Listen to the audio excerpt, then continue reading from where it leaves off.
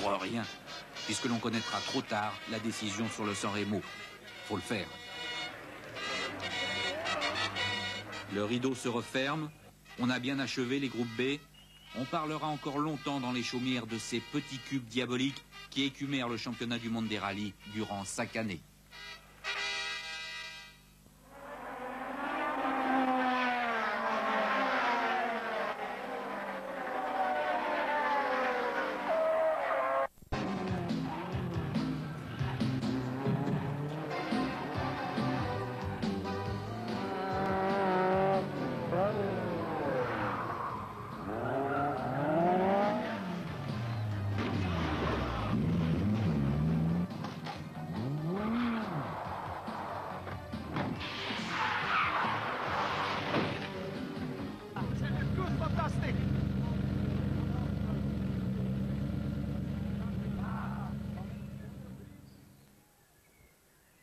Nous sommes au sud de Charleroi, en pleine campagne. C'est sur ces petites routes que se dispute depuis 20 ans le Bianchi Rally. 20 ans de Bianchi Rally, 20 ans déjà, 20 ans d'événements internationaux, 20 ans de rallye que nous allons revivre ensemble avec passion et émotion. C'est en 1970 que fut créé le critérium Lucien Bianchi afin de perpétuer le souvenir de ce grand pilote décédé en 1969. Italien d'origine établi à Bruxelles, Lucien Bianchi était un remarquable touche-à-tout du sport automobile. Pilote de rallye, 4 victoires au Tour de France, à Liège-Sophie-à-Liège. Pilote de Formule 1, pilote de prototype, il remportait notamment les 12 heures de Sebring et les 24 heures du Mans 68 avec Pedro Rodriguez. Fin 68, début 69, la famille Bianchi va être cruellement frappée par le destin. D'abord la grave sortie de route de son frère Moreau, grièvement brûlé aux 24 heures du Mans.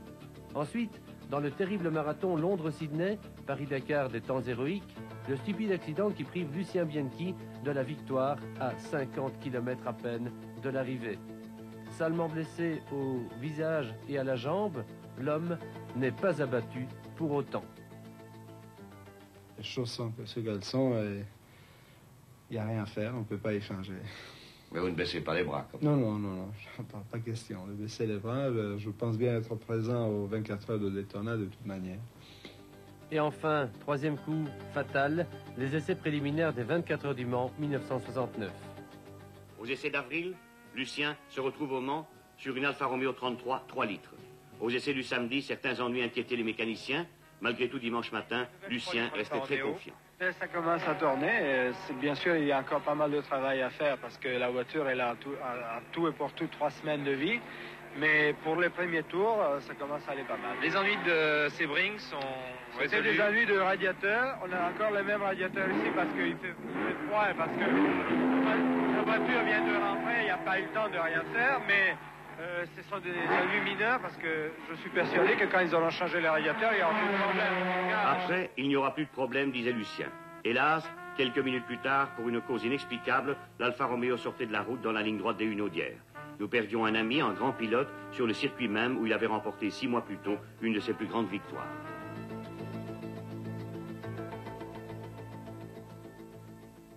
La première édition de ce qui était encore le critérium Lucien Bianchi a lieu en avril 1970. C'était la belle époque, la grande époque, le temps des pionniers. 2 hommes vont se partager les victoires des 5 premiers Bianchi, un certain Pedro et Hervik Adriaansen.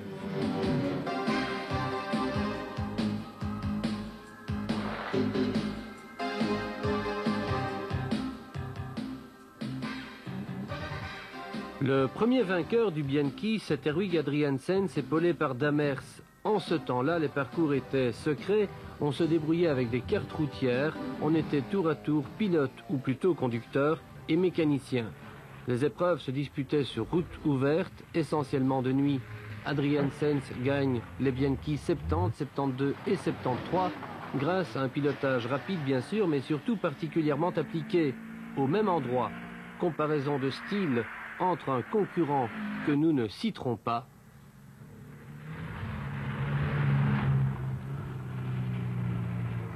et Adriaansen, moins spectaculaire mais beaucoup plus efficace. Fidèle à sa BMW 2002 Ti, le citoyen de Terre-Monde signera quantité de victoires au nez et à la barbe de concurrents mieux armés. C'était par exemple le début des Alpines Renault. La suprématie d'Adriaensens était aussi contestée par un jeune gaillard que l'on voit ici pointer lui-même à un contrôle horaire. L'avez-vous reconnu? C'est Gilbert Stapelaar, dont le copilote vaillant utilisait un entonnoir comme interphone, une invention révolutionnaire à l'époque. Gilbert Stapelaar, on en reparlera plus loin. Dans l'immédiat, revenons au critérium Lucien Bianchi. Un seul pilote interrompt le règne d'Adriaensens, il s'appelle Pedro, ce n'est ni un Mexicain ni un Espagnol. Pedro, c'est le pseudonyme de Noël Vanache, citoyen d'Audenarde. Associé à Jimmy ou à Vaillant, Pedro gagnera le Bianchi en 71 et 74, une fois sur BMW 2002 Ti, une fois sur Alpine Renault. Deux grands succès parmi beaucoup d'autres en rallye qui complètent le palmarès de Pedro, vainqueur sous la pluie, rappelez-vous, des 24 heures de Francorchamps avec un certain Jean-Pierre Gabin. C'était en 1967, Jean-Pierre Gabin, Pedro.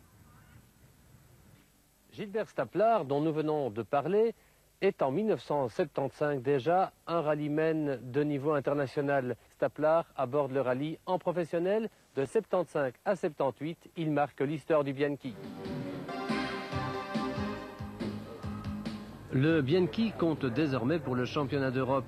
Guy Hendrix et Louvet emmènent un peloton record de 150 concurrents. On part de Charleroi pour parcourir des boucles autour de Beaumont.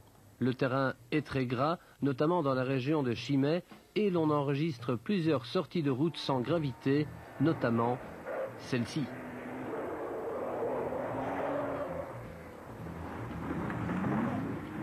Remarquez le jusqu'au boutisme du pilote. L'un des points spectacles était le saut de 9 maisons à Virel, souvent fatal aux audacieux. Le favori, Pedro, et son Alpine. L'attraction, une étape spéciale sur les barrages de l'Odeur en construction. Les amateurs de pilotage sur terre se défoncent.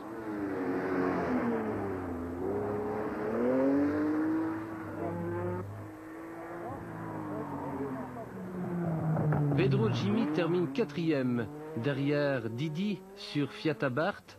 Didi, copiloté par un certain Willy Lux, ils sont 3e à 15 petites secondes des vainqueurs. Les Français Rouget et Chaunet sur Porsche. Ils battent très difficilement, de 6 secondes à peine, nos compatriotes Gilbert Stapelaar et Vaillant sur Ford Escort.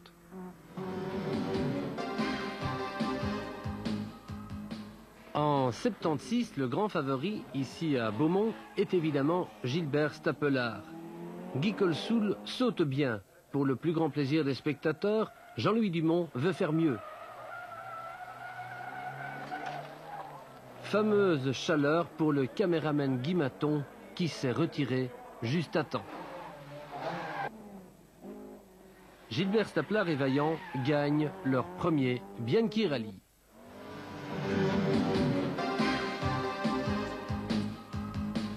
En 77, le champion d'Europe d'Arniche est au Bianchi pourchassé par un bataillon de jeunes loups, tel Fleury Rotart, spectacle éclaboussant vécu par Richard Debert. Dans cette région de Beaumont, le Français Bernard Darniche est venu confirmer une chose, que son titre de champion d'Europe n'était pas usurpé. Darniche Mahé sur Lancia Stratos ont survolé le Bianchi. Dans 50 des 56 étapes spéciales, Darniche Mahé ont été les plus rapides. Rien d'étonnant dès lors à relever pour eux une avance de 6 minutes 46 sur Stapelaar Franssens.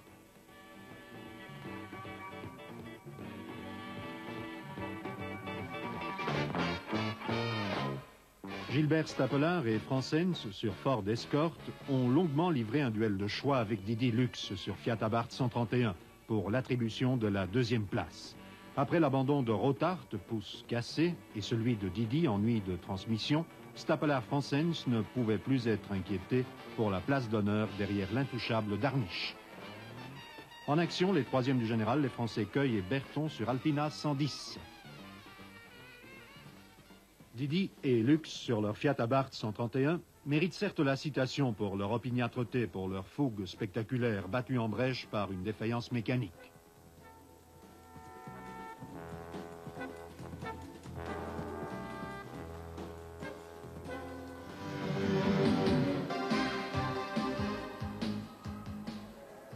78, place Bouisset, quai de Sambre, le Bianchi part du cœur de Charleroi. Stapler doit effacer sa défaite de 77 face à Darniche, il attaque, mais les Verviétois Didi et Lux le talonnent. Dans leur sillage, ici sur le zoning de la DEC à Gosselies, le combat entre Opel Kadett n'est vraiment pas triste, il y a le style Colsoul déjà bien affirmé, et les grandes envolées lyriques de l'irrésistible Jean-Louis Dumont.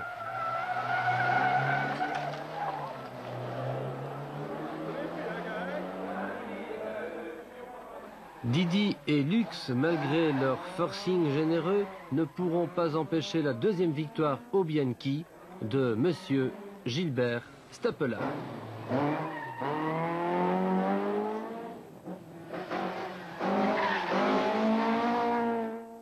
Gilbert Stapler arrête la compétition en 1978, mais il avait bien préparé sa succession. Désormais, le Bianchi Rally sera le terrain de chasse privilégié de ses trois fils spirituels, Duhet, Drokmans et Sneyers. Ce trio va gagner 8 éditions du Bianchi Rally après l'intermède victorieux en 1979, signé par Guy Colsoul et Alain Lopez. Au volant d'une énorme Porsche de 360 chevaux, un Français surnommé l'Indien, Francis Vincent. Il sortira de la route et laissera le champ libre aux Belges. On remarque le coup de volant d'un certain Marc Duhet, un jeune gaillard qui fonce. Sur sa chevette, Jean-Louis Dumont fait le maximum pour contrarier Guy Colsoul qui s'impose de justesse, copiloté par Alain Lopez. Colsoul a déjà en 79 son légendaire sourire. Quand le Français Bernard Beguin, un des favoris de l'épreuve, a abandonné après la première nuit alors qu'il était en tête, c'est Jean-Louis Dumont et Robert Rorif sur Porsche qui se sont installés au commandement. Confortablement, on le croyait, même si derrière lui, Drogman, sur Escort RS, préparé par l'anglais Tony Maslen, se battait comme un lion. Robert Drogmans et Alain Géron, qui en étaient à leur première participation en rallye international cette saison. Drogmans, qui n'était ni à Spa ni à Dinan, fait partie de cette jeune génération qui s'affirme de plus en plus avec Duhet, Ergots ou Sneyers. Pourtant, hier au Bianchi, dans les 6 étapes spéciales de la seconde journée, Jean-Louis Dumont paraissait inabordable. J'espère, il reste 2 boucles, mais j'espère qu'on commence à enfiler tout doucement. Oui, alors, qui va être l'adversaire le plus coriace à votre avis? C'est Drogmans, hein. Non. Non, pas d'ici de Mogueloc. Impossible. Dumont est le plus fort. Ouais. Plus vite. Plus vite. Et la nuit est venue, déposant un brouillard de plus en plus dense. En même temps qu'il descendait sur Beaumont, l'avance de Jean-Louis Dumont allait fondre. Mais à l'arrivée, Dumont-Rorif était convaincu de leur victoire, tandis que Drogmans-Géron ne croyait pas à la leur. On a eu un problème de boîte de vitesse et il nous restait uniquement la 4e, si bien qu'on est sorti 3 fois à cause de ça. On n'avait plus de rapport, alors en plus avec le brouillard, c'était vraiment très difficile. D'après mes comptes, c'est Jean-Louis qui a gagné. Oui, d'après un autre aussi, on ne sait pas. On dit qu'il y a une étape de supprimée, celle de Ranly. Ah ça, on ne sait pas. Et dans ce cas-là, alors, je dis... Il faut voir, on ne sait pas dire. Il faut qu'on contrôle tous les calculs, il n'y a rien à faire. Il faut voir, le collège des commissaires a vu, il a décidé dans le même temps de supprimer 3 étapes spéciales, ce qui a bouleversé tous les calculs, mais ce qui confirme la victoire de Robert Drogmans et d'Alain Géron. Ils avaient gagné le critérium Lucien Bianchi. 4 secondes, 4 petites secondes qui font encore tic-tac dans la tête de Jean-Louis Dumont.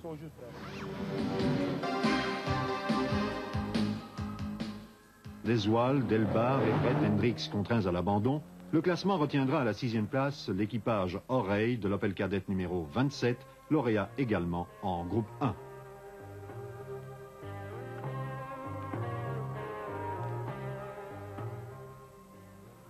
Une régularité exemplaire est récompensée par la 5e place du général et la première du groupe 2, Willy Place, associé à Neis, sur la Fiat Ritmo 17 à 23 minutes 57 des vainqueurs.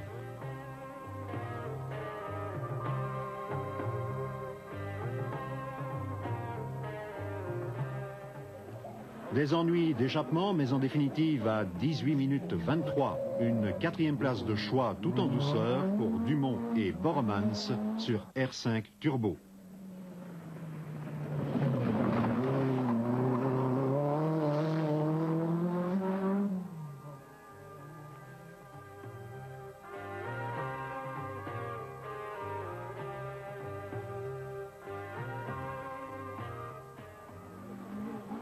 Premier équipage étranger en 3e place du classement général avec un retard de 6 minutes 38, les Britanniques Wilson et Harriman sur Ford Escort numéro 2, une escapade sans souci.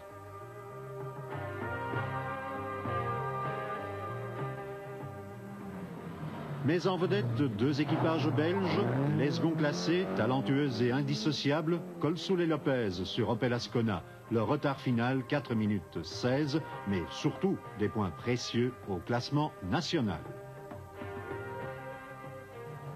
Les lauréats du Bianchi, tantôt sanglier des Ardennes, tantôt cendrillon dans la nuit, mais un talent et un éclectisme enfin récompensés, Marc Duet, associé à Willy Lux sur Porsche 911. Paul Fréquin, centre RTBF Charleroi, les a sollicités hier soir, à l'instant où la première victoire se profilait.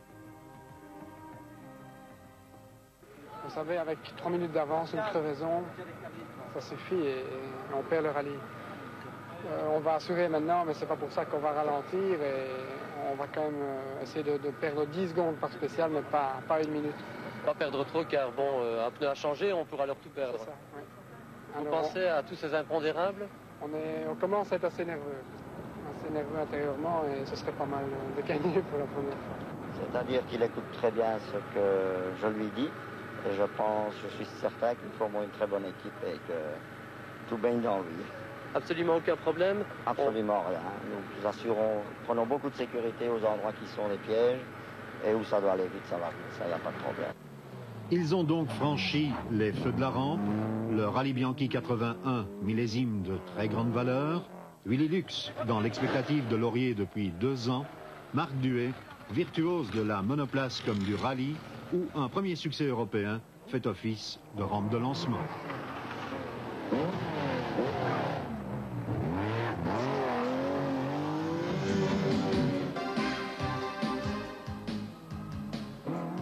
Robert Drookmans, Josten, ils ont pris la tête du Bianchi Rallye, championnat d'Europe coefficient 2, disputé vendredi et samedi dans la région de Beaumont.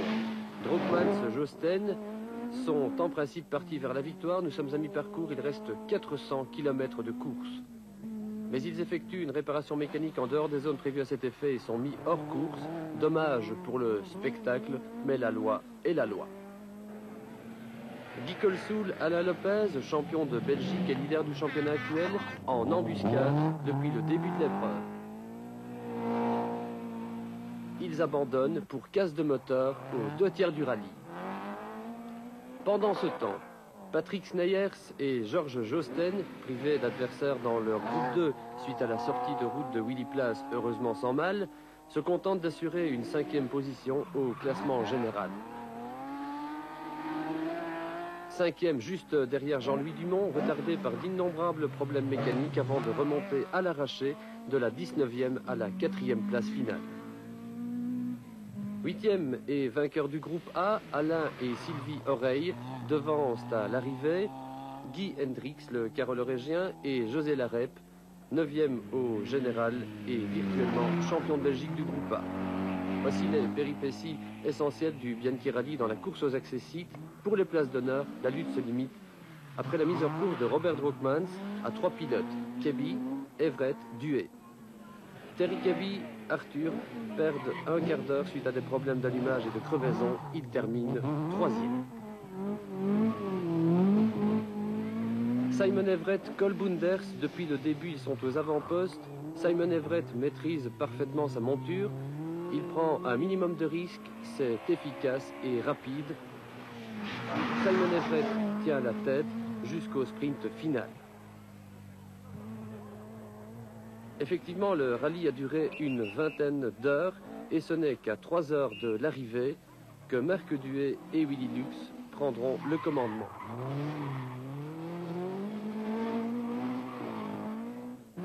Duet et Lux conservent le commandement alors jusqu'au bout pour remporter le Bianchi au terme d'une remontée spectaculaire. De gros ennuis de frein dès le départ l'ont retardé de 4 minutes et ont rendu le pilotage délicat, mais Marc Duet est déchaîné. Il reprend ses 4 minutes seconde après seconde. Revient irrésistiblement sur Everett et le dépasse tout en force. Malgré une crevaison, Everett conserve sa deuxième position à 1,07 de Duhay. Comme en 81, Marc Duhay Willy Lux gagne le Bianchi. Vous avez eu une ou des frayeurs jusqu'ici? Non, il y a quelques virages qui sont passés vite, un peu plus vite, mais pas des frayeurs. Après ces victoires de 81 et 82, Marc Duhay se pose comme le grandissime favori du Lotto Bianchi Rally 83. Ses rivaux sont toujours Sneyers et surtout Drookmans, mais aussi un Britannique qui traîne un prototype jamais vu encore en Belgique, la Lancia 037. Le rallye est en pleine escalade, on est entré dans la course aux armements. C'est le temps, rappelez-vous, des fameuses groupes B.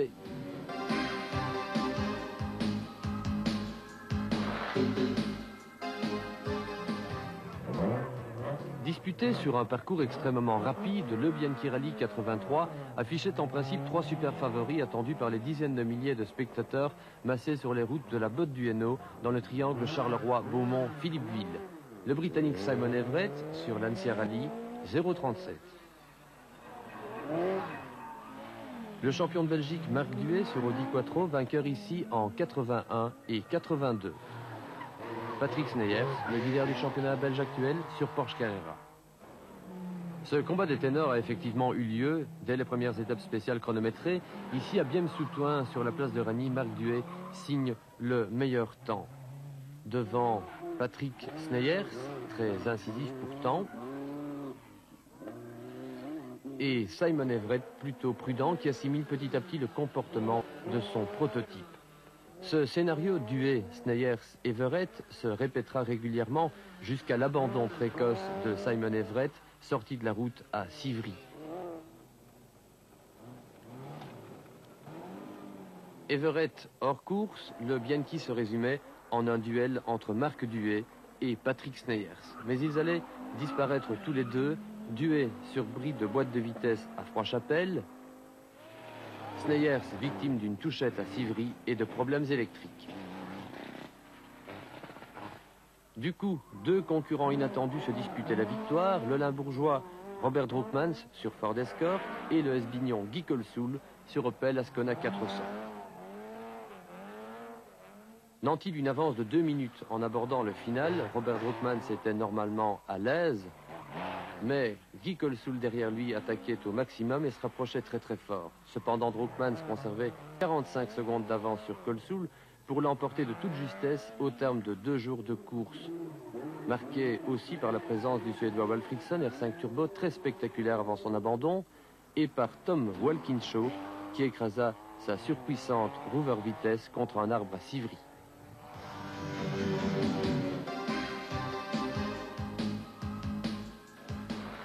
Disputé ce week-end dès vendredi soir sur les routes du Grand Charleroi et de la région de Beaumont, le Bianchi Rally 84 a connu un déroulement surprenant du début à la fin. La surprise initiale est venue du comportement brillant de Guy Colsoul et Alain Lopez, dont l'Opel Manta dominait immédiatement sur ce parcours pourtant très rapide.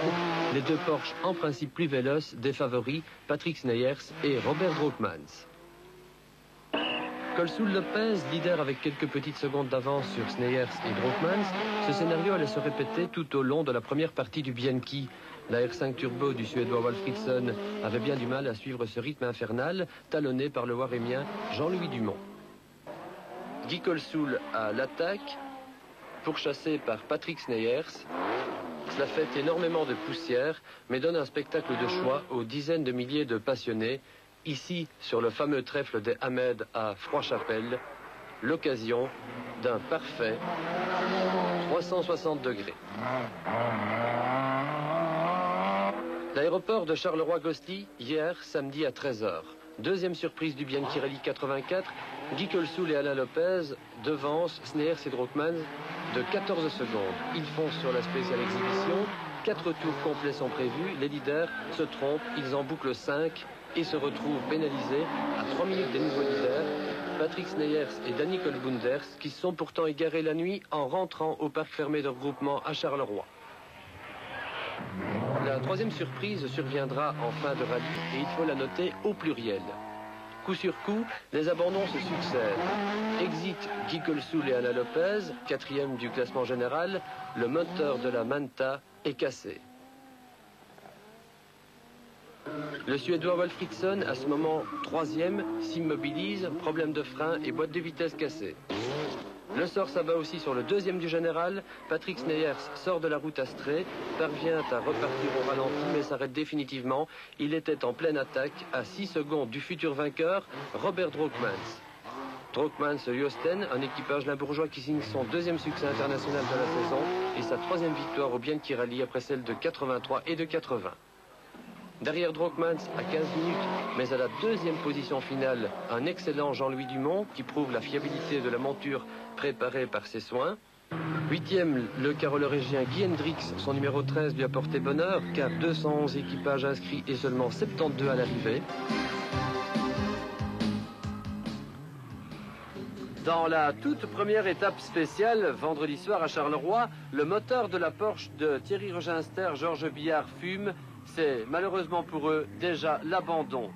2 heures plus tard, l'Audi Quattro du Hollandais Bosch et du Belge Lambert Peters sort de la route à Rance et s'immobilise. Les 2 pilotes sont hospitalisés. D'emblée, le Lotto Bianchi Rally 85 a donc perdu 2 de ses ténors. Il reste 800 km pour imaginer un vainqueur parmi les 3 sprinters de la première journée. Patrick Sneyers, vous l'avez vu, Robert Drookmans, le voici, ou qui sait, Guy Colsoul. Auteur d'un superbe début de rallye, Colsoul devait toutefois céder devant le duel passionnant que se livraient Sneyers et Drookmans. À Beaumont, au bureau de calcul, après 20 heures de course, on comptabilisait toujours les écarts en secondes, car Sneyers ne parvenait toujours pas à distancer Drookmans. Et puis subitement, alors qu'on s'attendait à un face-à-face interminable, Canal 13, la radio RTBF du Bianchi, annonçait l'abandon de Robert Drookmans, moteur explosé. Dès lors, Sneyers-Kolbunders ne pouvait que s'imposer au terme d'un formidable Bianchi vécu sur les routes du Hainaut par plusieurs dizaines de milliers de spectateurs. Guy Colsoul et Alain Lopez échouent à 4 minutes de Patrick Sneyers. Le rapide mais prudent Guy Hendrix, routier de Marchienne-au-Pont, découvrait une grosse Porsche. Il est 3e, son premier podium au Bianchi en 14 participations. Pour l'édition 86 du Lotto Bianchi Rally, les spécialistes avaient prévu un affrontement entre 2 rallymen belges doués, bien armés de voitures à 4 roues motrices, Marc Duet et sa Metro 6R4, Robert Drookmans et sa Ford RS200. Je pense c'est où Malik ou moi. C'est de big attack ici. Robert Drookmans ne croyait pas si bien dire. En jargon sportif automobile, la big attack, c'est l'offensive non-stop. Vendredi soir à Charleroi, Patrick Sneyers réalise le meilleur chrono de la première spéciale. Un peu nerveux, Robert Drookmans perd 4 secondes, mais coup de théâtre, Marc Duet a des problèmes de traction avant et il perd d'emblée 10 secondes. 10 secondes qui seront très très précieuses, vous verrez plus tard. En attendant, Duet contre-attaque pour rattraper Drookmans, très vite détaché en tête de l'épreuve. Le rythme imposé par le duel Duet-Drookmans va immédiatement créer de gros écarts pour tous les autres concurrents. Patrick Sneyers, avec sa Lancia 037, se retrouve à 1 minute 20 secondes. Le Suédois Andervang RS200 est largement distancé. Guy Colsoul, 4e, à 3 minutes. On comprend déjà que le Bianchi sera remporté par Duet ou Drookmans, s'il ne casse pas bien sûr. Durant la nuit de vendredi à samedi, Duet attaque au maximum, parvient à rejoindre Drookmans et le dépasse. Mais pour entamer la seconde journée hier, samedi, son avance est minuscule, 35 secondes. Duet se bat pour la conserver, mais alors Drookmans pousse la puissance de son moteur à 450 chevaux et met toute la sauce avant de casser sa boîte de vitesse. Du coup, il repère 50 secondes sur Duet qui croit avoir course gagnée et se déconcentre quelque peu. Ça tombe mal, car justement Drookmans, bien que retardé, n'a pas encore dit son dernier mot. Dans les 3 derniers secteurs chronométrés, il se donne à fond et pour 2 secondes saute Duet sur le fil après 600 km et 2 jours de course. Drookmans gagne donc le Lotto Bianchi Rally, une tête d'avance au terme d'un marathon. Ce duel de géants a éclipsé complètement tous les autres concurrents. Signalons néanmoins la parfaite 6e place de Guy Hendrix, le pilote de Radio 21. 156 équipages inscrits, nouveau record belge de participation pour la manche carolérégienne du championnat d'Europe des rallyes internationaux. On attendait une explication au sommet entre nos 3 pilotes de pointe, Marc Duhet, Robert Drockmans, déjà vainqueur 4 fois, et Patrick Sneyers. Vendredi soir, après l'étape spéciale sur le parking du Palais des Expos de Charleroi, qui nous révèle un Marc Duhet en super forme, on fonce dans les campagnes de la botte du Hainaut pour apprendre que le trio de choc a perdu un élément. Sneyers abandonne, turbo cassé.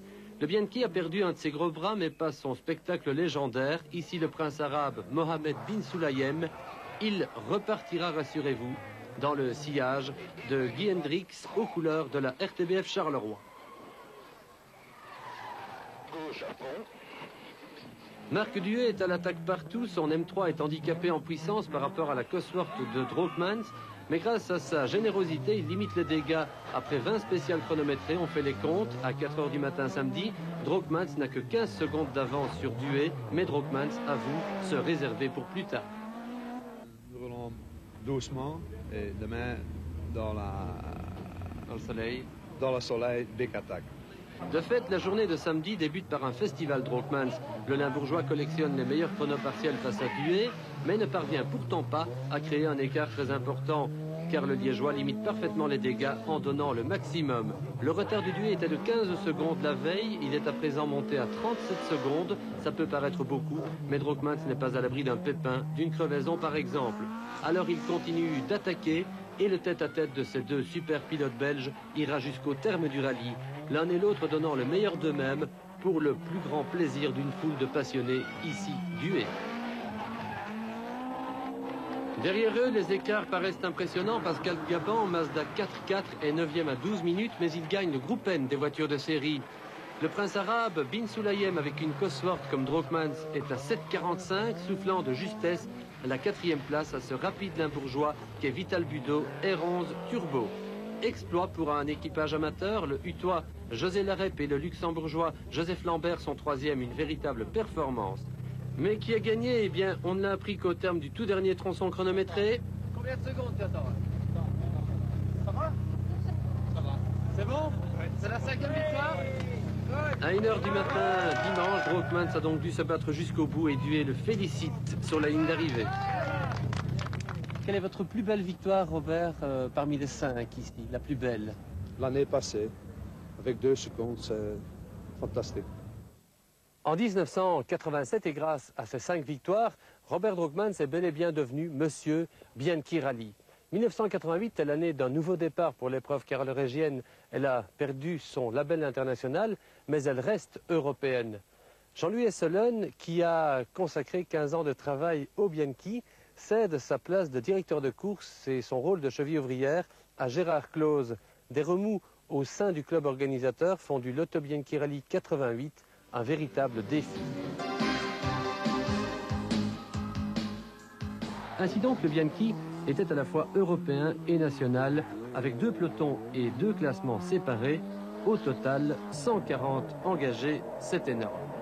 Le premier abandon, après 1 kilomètre seulement de course, c'est sur le Palais des Expositions de Charleroi qu'on constate. Gabi Goudezen casse son pont sur la toute première étape spéciale, après 1 kilomètre seulement. Dès le départ, Marc Soulet prend le commandement de façon autoritaire. Il précède le Limbourgeois Guy Colsoul. Valère van der Mazen, qui va bientôt abandonner, est à ce moment 3e. Dans la catégorie nationale, un trio wallon est provisoirement sur le podium. Bruno Thierry Visia 4x4, Thierry Rogenster Porsche Carrera et Jean-Marie Milissen Opel Manta, surprenant leader. Ces 3 garçons offrent un spectacle parfait. Après la première nuit de vendredi à samedi, nouveau départ, samedi midi, pour la 2e journée de course. Marc Soulet conserve la tête européenne avec beaucoup d'autorité. Guy Colsoul perd petit à petit un terrain précieux. Il est talonné et même dépassé par Renaud Verreit, futur 2e. De son côté, Thierry Rogenster domine toujours avec beaucoup d'équilibre. Le classement national, il va gagner. Jean-Marie Milissen attaque, sort de la route, finira 3e, précédé de peu par Bruno Thierry, très à l'aise sur la pluie, avec sa Visa 1000 pistes. Émotion à Froidchapelle. Lintout sort de la route, sans casse heureusement. Une belle frayeur pour l'équipage. Jean-Marie Defense joue les Benoît Brisfert et Dumont tutoie les pylônes. Le grand triomphateur européen est finalement Marc Soulet, un Bruxellois domicilié à Ytre. Il remporte haut la main un Bianchi international. J'ai 33 ans et je suis venu très tard au rallye. J'aurais peut-être dû venir plus tôt. Peut-être alors j'aurais pu être un tout grand. Maintenant, je suis un peu vieux, mais enfin, il y a encore de belles années, je crois. Mais enfin, on verra.